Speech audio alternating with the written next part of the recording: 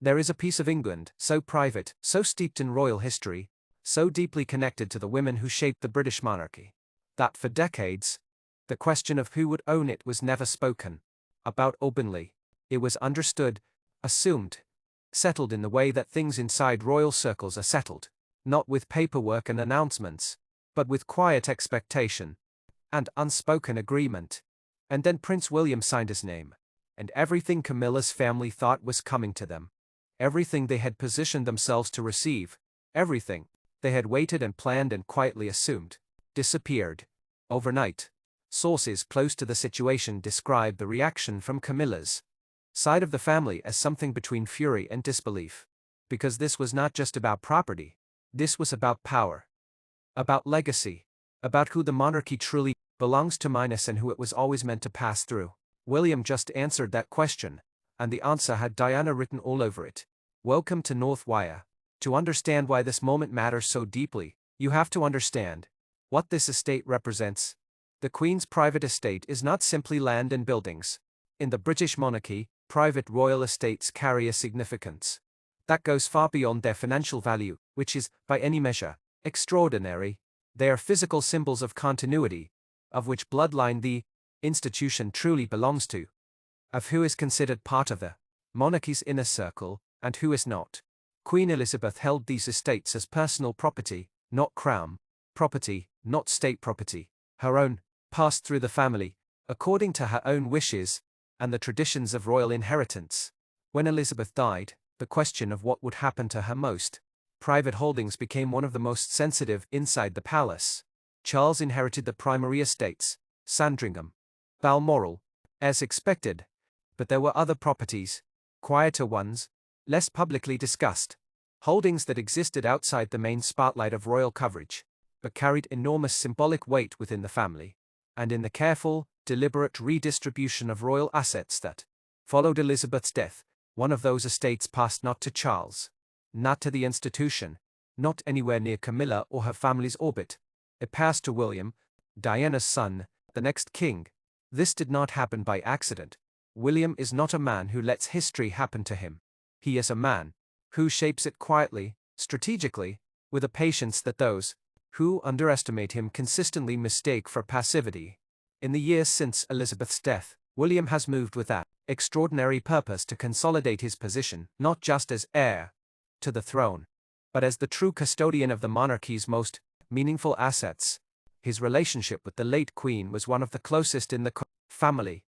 Closer, many insiders suggest, than Charles's own relationship with his mother in her final years.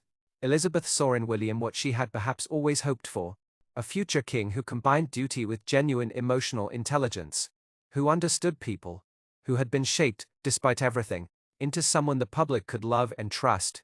She saw Diana's influence in him, and she respected it. Sources close to the late Queen suggest that her decisions about the private estate were not made hastily. They were considered carefully, over years, discussed in quiet conversations with advisors who understood the long game of royal inheritance. When the decision was made to ensure that specific private holdings passed to William, it was not simply a legal transaction, it was a statement about the future. Elizabeth was saying, in the only language that truly matters inside the monarchy, the language of property and inheritance, and formal legal permanence. This belongs to Diana's son. Here is the part of the story that has caused the fury.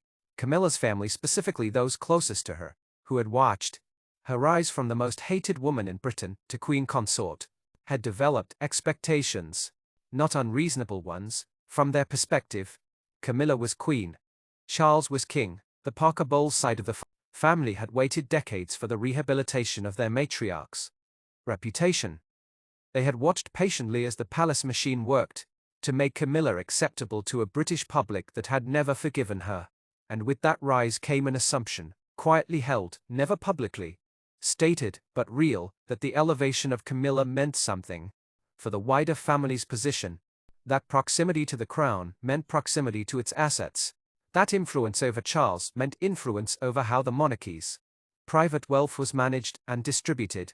They were wrong, because what Camilla's family failed to fully account for was this: Elizabeth had never fully warmed to Camilla. She accepted her, She performed the public gestures of acceptance that the institution required. She made the announcement about the Queen title that shocked many who had expected otherwise. But privately, in the decisions that happened behind closed doors, in the quiet instructions left to advisors, in the legal architecture of inheritance that nobody outside the inner circle sees, Elizabeth made very different choices. And William was the beneficiary of those choices. Not Camilla. Not her family. Not the Parker Bull side that had spent decades positioning themselves inside the orbit of the crown. William, Diana's son, Elizabeth's beloved grandson. Sources close to the situation describe the reaction from Camilla's side of the family as swift, angry, and in at least one case, formally communicated through legal channels. There were questions raised, challenges, careful, quiet, conducted, away from public view about the decision and how it had been reached. There were conversations between advisors, between people whose job it is to manage these situations before they become visible, and there was, reportedly, a direct conversation in which Camilla herself raised the matter with Charles. She was not pleased. She had spent years building a position inside this institution.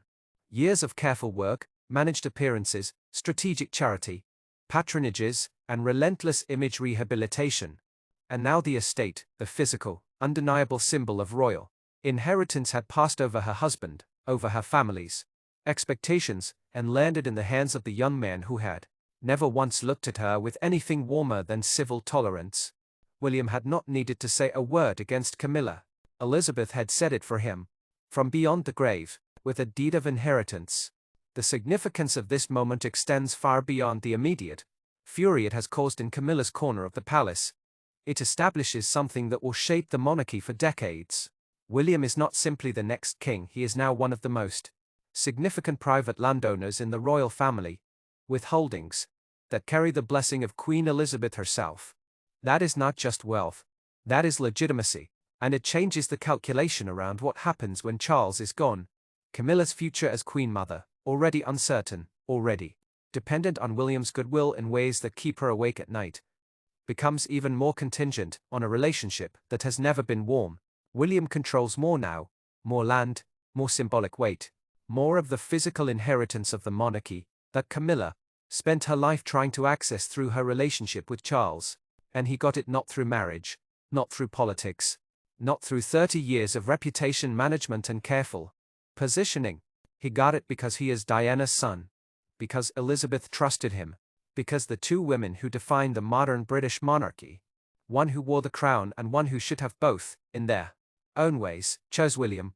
Camilla chose Charles, and Charles is aging. The monarchy chose William, and William is just beginning. There is a word that keeps appearing when people close to this situation describe what has happened. The word is inevitable. As in, of course it was William. It was always going to be William.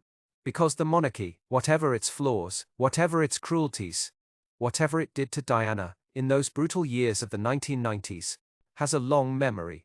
And its long memory understands something that Camilla's family, in their rush to claim proximity to the crown, perhaps forgot. The crown does not belong to whoever is closest to it in any given moment.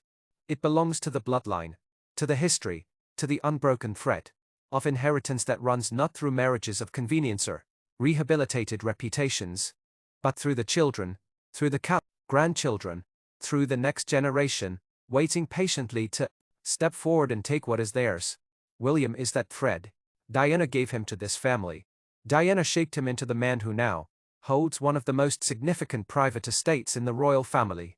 The woman who was stripped of her title, who was pushed to the margins, who was told, in 1,000 quiet ways, that she did not fully belong. Her son now owns part of the kingdom. And there is nothing Camilla's family can do about it. Subscribe to Northwire, because the palace is changing, and we are watching every move. Thank you for watching Northwire. Subscribe and turn on your notifications. New royal stories every day. The crown has secrets. We uncover them. See you in the next one.